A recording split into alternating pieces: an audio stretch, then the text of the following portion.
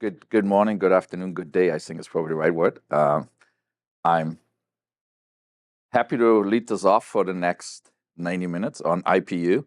And that was a great opening because I got this question all the time. Why is this an IPU? My a little bit more flippant response to it is, yeah, most people would call it a DPU. We just call it the improved DPU or the better DPU. So that's why we call it an intelligent IPU. Our largest customer calls it titanium, and I let you Google this. So with that, I think we just at least said it, what it is. With that, let me open up agenda. We're going to have 3 sections really. We want to walk through. I will have the pleasure to open up and just all of them who have not looked at the IPU yet walk through what it actually is and where we see this playing today and what we want to do with it. And then we're going to go into 2 really interesting aspects of this product. One is the only hardware implementation that exists today for reliable transport. And we're going to dive in why this is implemented the way it is and how it works and why this is actually a pretty cool feature set. Dong will do that. And then Cody will follow up with 2 sets of demos, what you can actually do with this pretty neat product, which is the IPU. The way I think about it is a networking section and it's an embedded server. And that combination lets you do a lot of different things. With that, let's jump in. Here you have prettier pictures and offers in the room. You can see they're aged. I just leave it at that and move to the next one. First section, little overview on what you can do with an IPU, how it works, and I think that will level set also a little bit then for the next 2 sections while working through. I put this in more for people online. The only comment I can make, I'm actually really enjoying this gig on working in IPU. Some of you might know me. I spend a lot of time in data center switching and a different company. The IPU is actually a fun product because it's a bunch of networking with a bunch of compute. The best of all worlds. With that, let's just go straight to the IPU. And we had a little bit that took it head on. What is an IPU? Yeah, think about it. It's like what everybody else calls a DPU, with obviously into specific sauce. But then the other question that we always get, hey, this is a NIC, right? In the end, most customers deploy it as a NIC that goes behind every great server. You need an Intel Ethernet NIC. And so the way you want to think about this is really, there's what we call the foundational NICs, standard NICs, no embedded cores. Everybody knows them, you use them whenever you. The IPU is basically the easiest way I think about it is an Ethernet NIC that has an embedded CPU complex that lets you do additional stuff. There's more in the data path than a standard Ethernet, but that's probably the easiest way to think about what an IPU is. And then there's another product category that some people call it the super NIC. We call it for now the AI optimized NICs, which is really a category of product where we're looking at what do we need to do for Ethernet connectivity for AI specific transport. So I just want to set this as like, if you think about the world of the NICs, the IPU is the one in the middle. Think about this as really the premium, the most flexible NIC you can think about because you have a standard Ethernet path, network path, as well as you have all the flexibility of an embedded set of cores, CPU cores that let you do a lot of interesting stuff. And that's really what we're going to get into. So with that, where this really started, for some of you, probably saying, Thomas, don't bore us, we know this. The reason why these products got created, it really started with AWS and Nitro, right? The main idea was around for cloud operators that offer compute as a service. They wanted to move everything off the compute that is not needed for the service offering, basically all the infrastructure service. And that's if you look at the left top, there's this little blue thing that basically sits on the main host, the CPU, that you really want to sell as a service. And what they basically did is we need to move this off. We want to move this on to a NIC, right? So we can move all the infrastructure service there. And there are 2 reasons for this. One, you don't want to burn the CPU that you want to make money off. The other one, you want to have a hardening around security because you don't want to have the user app running in the same space where you run your infrastructure services. There's just a security aspect to it where you want to move it off. And that's basically what drove the initial design. And that's, that's like half jokingly, half not when I said initially the largest customer, which is public for the IPU. This was actually co-design that Intel did together with Google. And it's very widely deployed. And as I said, if you Google titanium, you will find it. But that's really what drove this initially. So then if you go from there and say, hey, very clear, offloading all the network virtualization that you might have had in the hypervisor, that you might have had in the OS running on the main host, I move those all onto the NIC. Now you can look at these are different use cases you can really go after. The obvious one, as I mentioned, is I call it the enclave or trusted execution environment. All the infrastructure servers are physically separated from the main host where the user apps are running. That very straightforward.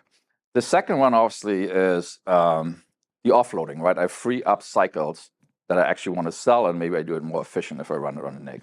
Then the other piece is acceleration, right? You're going to build in these IPUs hardware accelerators, right? Whether it's encryption, whether it's decompression, compression, you basically have the chance, because it's silicon, to just add a little node, and I will give you a little bit more detail of how this works. But you basically can build this in, and you just have this as an accelerator sitting right there.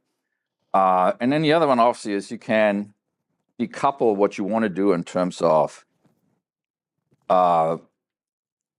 feature development on the infrastructure side from what you do for a customer that actually using the main host, right? Because we all that have operating experience know the worst thing is you want to do an upgrade and you need to wait for your user to give you an upgrade window. This all completely sidesteps this, right? Because you decouple the host, whatever the user does there, from what you want to do on the NIC and managing that separately. So these are some of the main ideas. And, as I say, cloud providers clearly started off on the left side.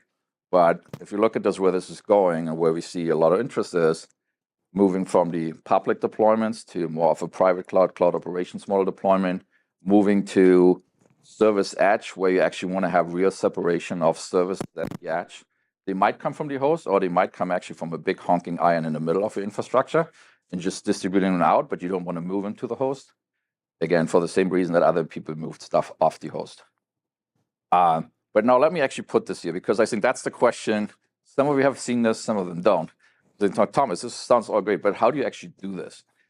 And so this is not the real layout. I just want to say this because I know some of the geeks on my team think, Thomas, this is not how this is designed. This is a marketing slide. So, but I think it's a good way of capturing at least what's on there.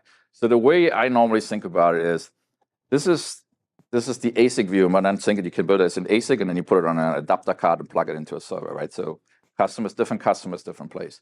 But if you look at the functionality, top left, PCI interface to your host CPU or GPU. On the bottom, Ethernet, right? So the traffic goes up and down, as networking guys like to say, north-south or south-north. In the middle, you see the networking block, right? These are RDMA, NVM, LAN, packet processing, and then you have some of the embedded shapers as well as accelerators. And so the way you want to think is the flow goes either comes in from the bottom Ethernet and goes up to the host, or the other way around. And then you basically have a network function there that can do very sophisticated things. And then on the right side, what you have is a compute complex. What we have implemented in the 200 gig version, the E2 2100, which is 200 gig IPU, we have 16 server class ARM cores sitting in there. So as you might imagine, it's like this is standard course. You're going to run any Linux distribution on you want on there, and you can run whatever you want on containerized on top. And you're going to see that in a demo a little bit later. And so the way you want to think about it, you can redirect based on that network pass, how much goes straight through versus how much you want to redirect into the compute complex. That's one way to think about it. The other one is you can think about running on the compute complex actually a local instantiation of controllers, monitoring functions that might not sit in the data path, but that will monitor and control the data path within the IPU itself. And then the other piece is just to finish this out. You see a little bit at the bottom there's DDR4 memory interfaces. So you basically can sit on the adapter a bunch of memory. So you actually have really like a mini server sitting there. And then you also have a dedicated management processor just for that ASIC. And the way I was thinking about that, and this comes back to the typical enterprise model versus a more of a cloud operations model. In the typical enterprise model, the server will control the NIC and be the BMC, the controller for the NIC. In the cloud model, the cloud is the controller for the NIC, and then the NIC controls everything else that sits behind, because that's really a service to be consumed. And so that's why we have a management processor there that basically can be the local instantiation talking to some other controller, like think about it's like your BMC complex sitting there. And I know that's, again, my technical team would say, Thomas, it's not a BMC, but think about it. It's like it's the manager for this entity that can bring it up and make sure it's configured and get updated correctly. But that's kind of the setup. And then the one thing I will point out, because we're going to have it in the next section, there is specific implementation around what we call reliable transport. And the name is Falcon, which is really the project name that Google picked. That was open sourced in OCP. All the specs are actually available at this point. And we're going to go in a lot more detail through it, so I'm not going to bore you on the slide. But that's one of the items. I think that's probably most what I wanted to cover. Okay. The other piece, and this is I always get that question, is, and I think Tom was alluding to this, hey, it's a chip company, and this is a chip, right? We're not building systems with the IPU. What we're here is to enable customers, system integrators, server vendors, appliance vendors. And so we're really focused on having enough of the software there to make it easier to get to results for our customers. But we're not here to build a full-blown stack. And so you see this, and on purpose, what we're really focused on, we want to make sure the software layers are based on open source standards as much as possible. Even with the Falcon piece, the reliable transport, I say the spec is open source, we will implement it. We will also open source that piece as well. Because again, we're not here to have a better software implementation. We're here to actually enable the capability of the hardware and then let customers figure out how to use it. But there's obviously a fine line, and that's why you see us, we spend a lot of time on the software, because we want to make sure you can get to a result as a customer very quick. And so you see the different flavors around OPI, which is around programming and provisioning these NICs. It's a bunch of companies got together. P4, the networking people will know there's a P4 capability to program the data path, which is what a lot of, I shouldn't say a lot, but some of the more advanced network users know well.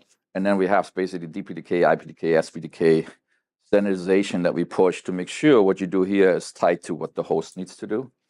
And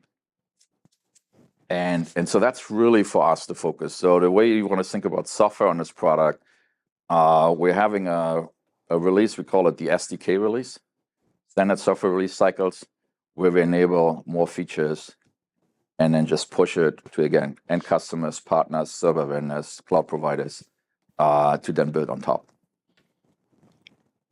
The other question I always get, because most people will know, main customer, again, as I mentioned earlier, was a co-development with at Google. We branched out clearly after that and said, hey, what else can we do with this?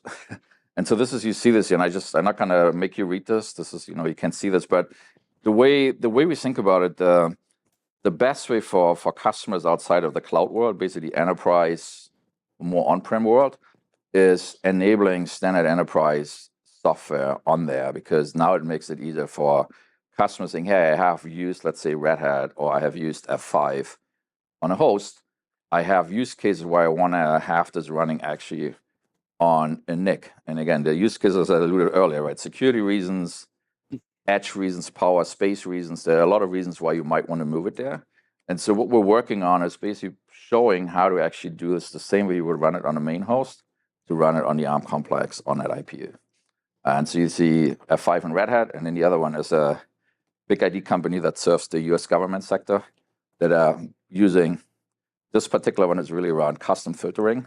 That's the use case there, because you can use P4 now to program the pipeline and do interesting stuff. And this is where we are. I put some quotes in. Again, this is, Dell is a server vendor, the IPU NIC is available in, and Red Hat F5 I mentioned, and then there's a service right out of Korea that is playing with this and looking at interesting cloud use cases. And you probably get a sense out of this, the customer base, which is actually what I have on my last slide before we go to the fun stuff here. And by the way, you guys can ask questions too. But the last that I have in here, where do we think this actually goes over there? Right?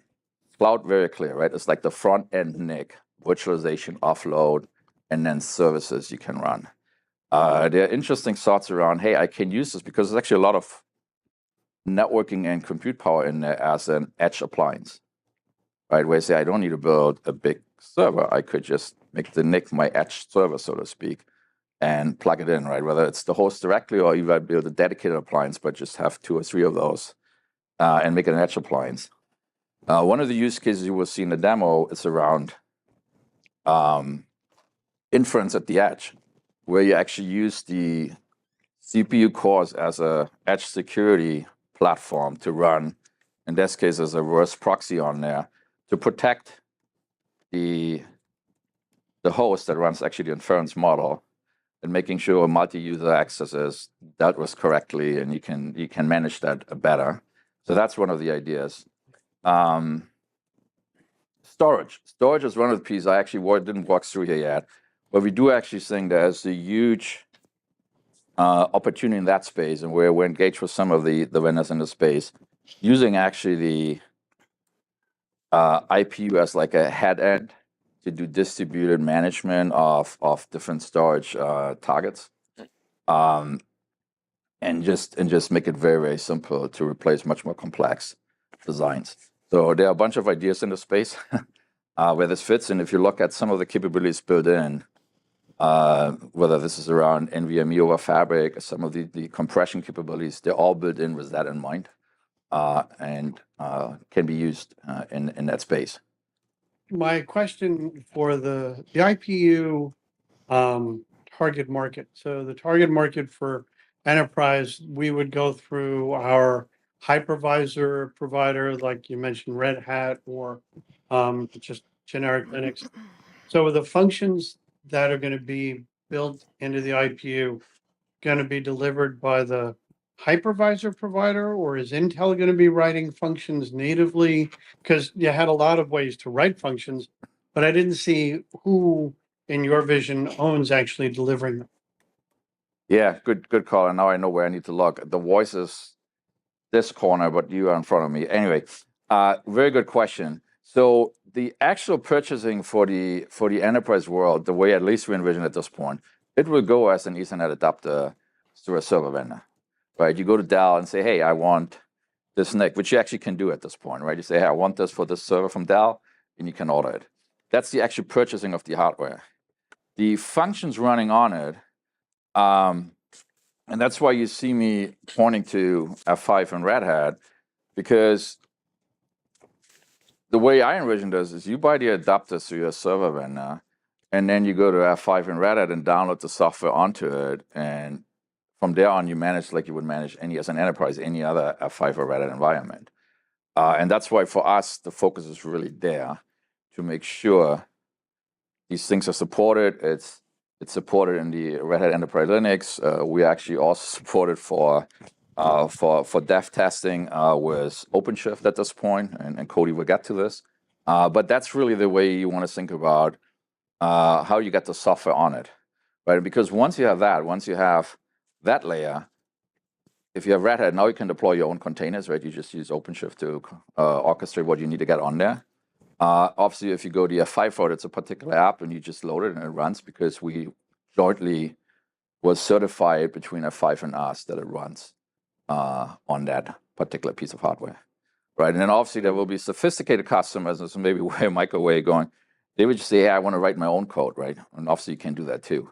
These are the ones who are saying, here's an SDK, and we can have an engagement with them and saying, if you want to have your own P4 code, or you want to run your own set of app that is containerized, we can work with you and make sure it works, fits, is optimized.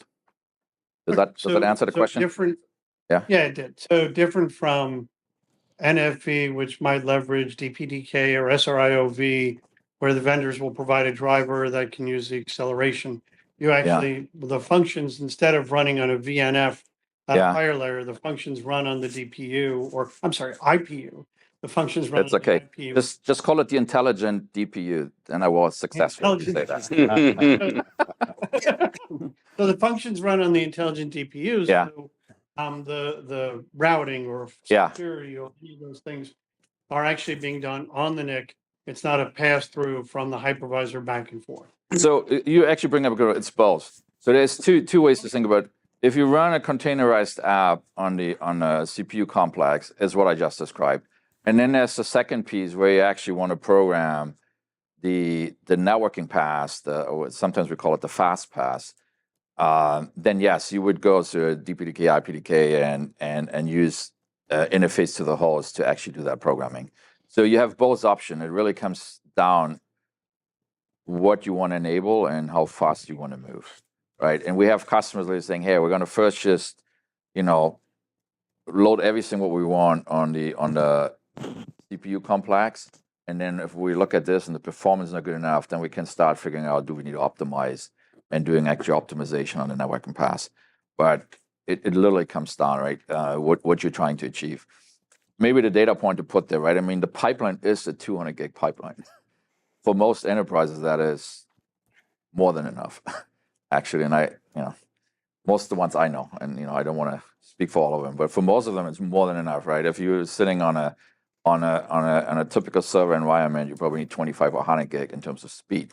So, and then the reason why I'm saying this because the CPU complex is sized to support a 200 gig pipeline. So if you actually only use 25 or 100 gig, you have ample compute power sitting there that you can run edge services. Ample. And we have seen this. So I think in one of the white papers you look at is there's F5 runners. If you look at the white paper, I think we're walking through there. They just run everything on the CPU core. They don't even take advantage of additional acceleration, which we could do over time, but that's one way to go. Yeah. Can I ask two questions? Yeah. Sorry, this is Remington. So you mentioned the ARM complex has the sizing to handle 200 gigabits per second, and so if I understood what you were saying, there is some amount of trade-off between throughput and features, functionality that gets loaded in the IPU, or can I run 200 gigabits per second line rate out of the card and also have capacity of the ARM core? Yeah, I was a little bit loose because you're right. You can run 200 gig without touching the ARM cores. And then the reason why I'm saying is that it says, you say, hey, some of the things I just stay in my data pass, people call the fast pass, right? The network pass, silicon all. And you're saying, hey, some of the traffic I might redirect and have more complicated functions, and I run this basically as a container, and traffic goes through, and I reroute portion of my data pass to the CPU complex, and then the modulation and bring it back out.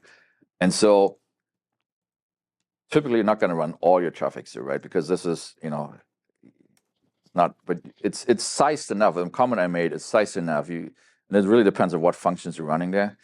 We have seen you can get to 100 gig without issues, even if you run modulation there, functions, whatever you want to put there. So it's sized, and the reason why it's done this way, right? The design point, the original design point was around, I want two things to run on that CPU complex. I want to have some of the traffic redirected and do manipulation, slow pass, data pass, so to speak, right? And then the other piece is I want to run controller function there, which is not data pass. I just want to run a local SDN controller instance or a storage controller instance, right? And you will see this when we're talking in the next section around how the reliable transport is implemented. You see that the main piece is the data pass is all the networking side, but some of the control function are running locally inside of that silicon, which is actually beautiful because you have the closest loop you can get. Right. In terms of controlling, right? Instead of having a controller that's central, you literally have one right there, right? And if you again, Google Titanium, pun intended, you will find a lot of this written up, what you can run on there. And so it's the balance of that, right? It's sized so you can run a significant chunk of data pass if you want to redirect it, plus control functions. Yeah, sorry, and you set up my second question beautifully with all that, which is around if you were using it for the security use case and you had some form of firewalling that you wanted. And I didn't see, maybe I missed it, and I apologize. There were a lot of boxes, so if I did, forgive me. It was a great slide though, because it really did help clarify. There's a box I don't know about security. No, it's not that, but yeah. But like you mentioned, crypto engines totally tracking that. But like regex capabilities, I know sometimes comes into play on the storage side as well. But for like a lot of signature-based kind of IPS, IDS functionality to get loaded, you can run it.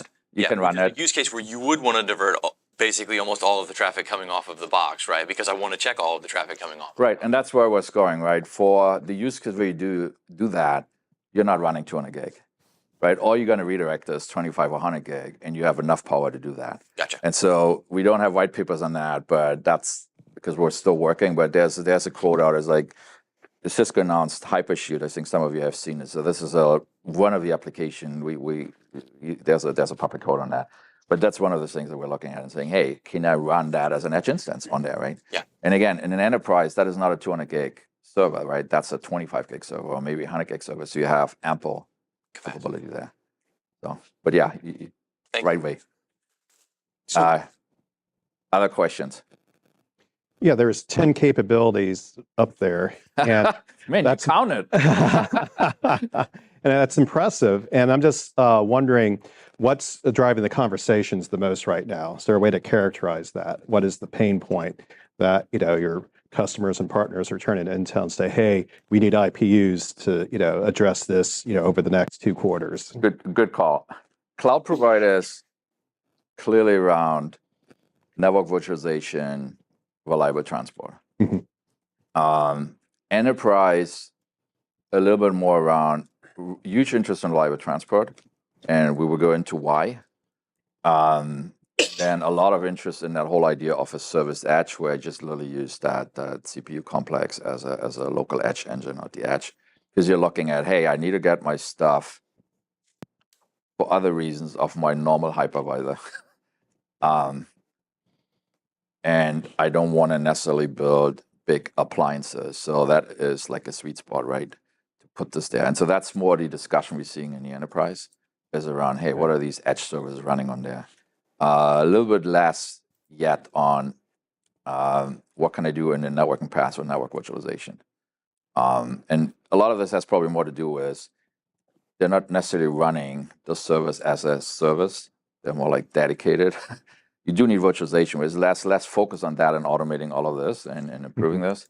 It's more around, hey, I want to use this. Reliable transport is a huge interest, and the other one is really around edge services.